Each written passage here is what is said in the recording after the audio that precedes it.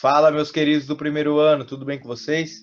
Seguinte, na nossa videoaula de hoje, nós faremos uma revisão para a nossa avaliação parcial do segundo bimestre, tá? Então, todo esse conteúdo que foi trabalhado aí durante essas 3 últimas semanas, nós falaremos agora na nossa revisão, beleza? Então, tanto a parte de ligações químicas como a parte de geometria molecular. Lembrando que durante essa semana, a nossa AP, né, avaliação parcial, está disponível no Schools, tá? O professor estará no chat tirando dúvida de vocês que não sejam envolvidas com o conteúdo. Então, estarei também recebendo as atividades, tudo que vocês tiverem dúvida das nossas aulas, eu estarei tirando dúvida lá. Porém, do conteúdo não, beleza? Que aí o conteúdo vocês estarão em semana de provas, não é legal a gente ficar falando sobre o conteúdo, tá? Qualquer coisa, pode mandar mensagem para o professor lá que eu estarei à disposição. Na semana que vem, a gente volta com a nossa videoaula e sequência do conteúdo, falando sobre polaridade das ligações e polaridade das moléculas. E, por último, a parte de forças intermoleculares. Tudo para a semana que vem, belezinha? Então, vamos lá, vamos dar sequência. Então, o nosso primeiro conteúdo aí, que vai cair na prova, são a parte de ligações químicas. Primeira coisa, quando a gente fala de ligações químicas, a gente tem que lembrar que um átomo liga com o outro por conta de uma coisa chamada estabilidade, tá? Ele só faz essa ligação com o outro átomo para buscar a estabilidade. E aí a estabilidade está relacionada com a teoria do octeto ou a teoria do dueto, beleza?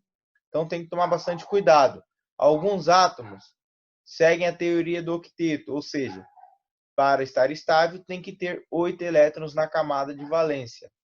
Já outros átomos que são próximos do elemento gás nobre hélio, ele busca a teoria do dueto, ou seja, ter 2 elétrons na camada de valência para ter estabilidade. Tranquilo? Então a estabilidade está relacionada com isso. Lembrando que quem segue essa regra do octeto é apenas os elementos que fazem ligações iônicas e ligações covalentes. As ligações metálicas são diferentes, a gente vai ver aqui, tá? Então a regra do octeto é aquela que o átomo precisa ter 8 elétrons na camada de valência para se tornar estável, e a regra do dueto é aquela que ela precisa ter 2 elétrons na camada de valência para se tornar estável. Vamos falar da nossa primeira ligação, que é a ligação iônica, tá? Qual que é a ligação iônica? A ligação iônica é aquela que há uma transferência de elétrons. Ela ocorre sempre entre metal e ametal ou metal e hidrogênio, tá? Então, ela pode se ligar um metal com a metal ou um metal com o hidrogênio. Lembrando que o hidrogênio não tem família, porém tem propriedades bem parecidas dos ametais.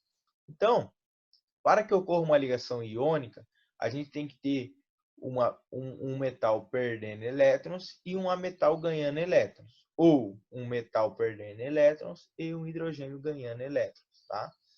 Então, por exemplo, aquele que perde elétrons são sempre os metais, eles são chamados de cátions. E aqueles que ganham elétrons são os ametais, eles são chamados de ânions. Então, por exemplo, aqui, ó, o sódio é um metal da família 1A. O flúor é um ametal da família 7A, ou seja, o sódio é metal alcalino e o flúor é um halogênio. Se o sódio perder um elétron, ele volta a ter a estabilidade do octeto. Ele volta a ter, não, ele tem a estabilidade do octeto. E se o flúor ganhar um elétron, ele terá a estabilidade do octeto. Ou seja, o sódio vai doar esse elétron para o flúor, atingindo ambos a sua estabilidade e formando o que a gente chama de fluoreto de sódio. Beleza? A nossa segunda ligação é a ligação covalente. E nela ocorre um compartilhamento de elétrons. Lembra disso? Tá? Um compartilhamento de elétrons.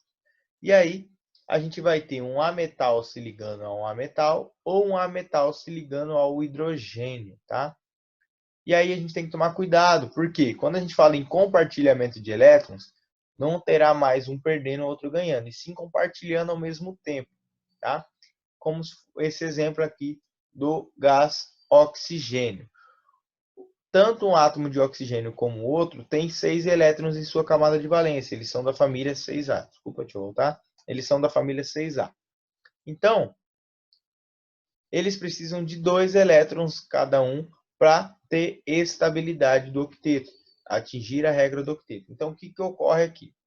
Esses 2 elétrons aqui, esse par de elétrons desse átomo de oxigênio, irá se ligar com mais 2 elétrons aqui, mais um par de elétrons do outro átomo de oxigênio, se ligando através de um compartilhamento. Ou seja, se a gente parar para contar, eu terei 1, 2, 3, 4, 5, 6, 7, 8.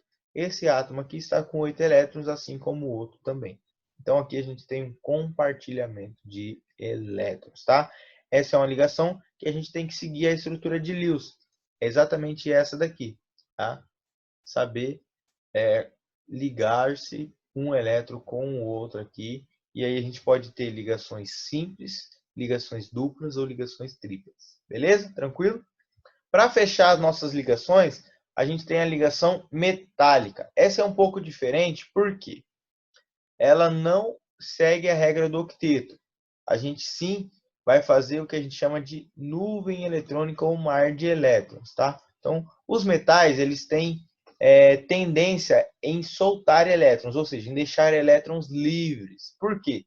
Eles são bem elétrons positivos, tá? E aí, quando se tem elétrons livres, né, eu consigo fazer com que há uma atração entre os metais, ou seja, positivo se atraindo com negativo, fazendo com que essa atração forme um mar de elétrons ou nuvem eletrônica entre dois metais. E quando se tem a formação de dois ou mais metais, ou seja, uma ligação de dois ou mais metais, a gente tem o que a gente chama de liga metálica. A liga mais conhecida aí é a do cobre e zinco, que é o latão. Beleza? Tranquilo? Lembrando que na nossa aula passada, lá na nossa videoaula passada, tem um vídeo completo sobre ligações químicas. Então, caso tiverem dúvida, quiserem olhar mais exemplos, tem tudo lá. O professor aqui está passando bem rápido para a gente só fazer uma revisão, um apanhado geral. Tranquilo? Agora a gente entra na parte de geometria molecular. Tá? Na nossa live o professor falou um pouco sobre geometria, agora vamos só fazer uma revisão geral.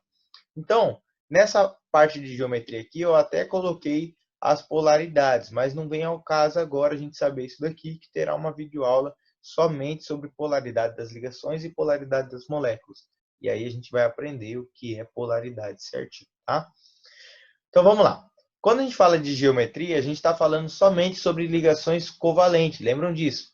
E aí, a primeira geometria que não apareceu aqui é quando eu tenho apenas dois átomos. Toda vez que eu tiver apenas dois átomos em uma substância, ela será sempre geometria linear.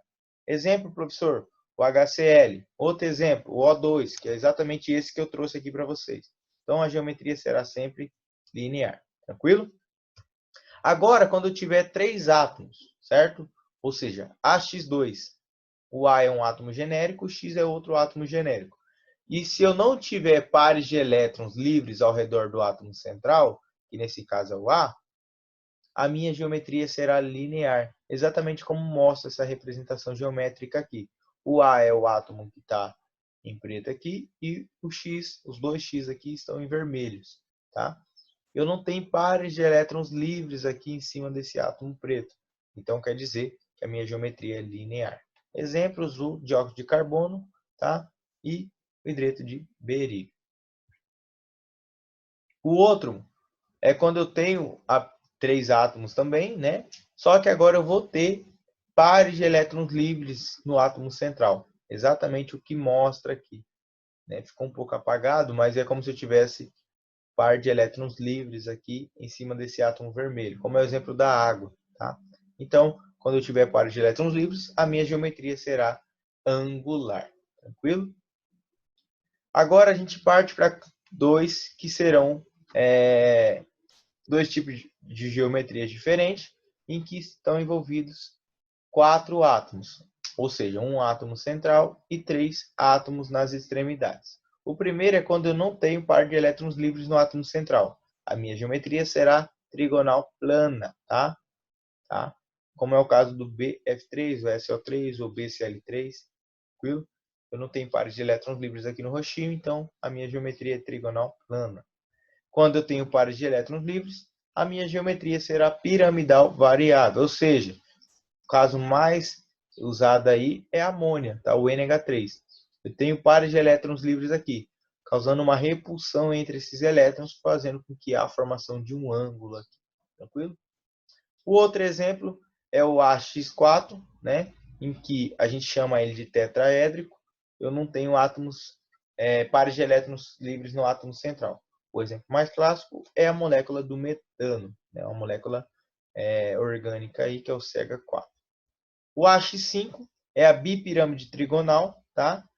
É quando eu tenho um átomo central e 5 átomos nas extremidades, beleza? E não tenho elétrons livres no átomo central.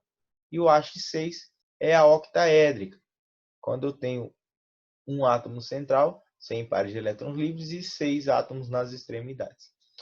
Esses nomes aqui é importante decorar. Se conseguir, seria muito legal. Mas a maioria dos nomes aqui segue um padrão. Linear, né? Angular, está formando um ângulo. Trigonal, plana, tá? Quando a gente não tem átomo central, pares de elétrons no átomo central. A tetraédrica, né? Se a gente for ligar os vértices aqui, a gente vai formar um tetraedro. A bipirâmide trigonal, né? A gente tem uma pirâmide de base triangular. Octaédrica, se eu for ligar os vértices, vamos dizer assim, aqui eu terei um octaedro. Então, os nomes seguem uma certa sequência. Beleza? Galera, espero que tenham gostado. Então, tanto a parte de ligações químicas como a parte de geometria. O professor falou bem brevemente mesmo, essa é a intenção, porque a gente já tem o vídeo completo lá de cada conteúdo desse daí. Na nossa próxima aula a gente fala sobre polaridade e forças intermoleculares. Espero que todos façam a prova com carinho aí e que dê tudo certo, beleza? Abraço, até mais!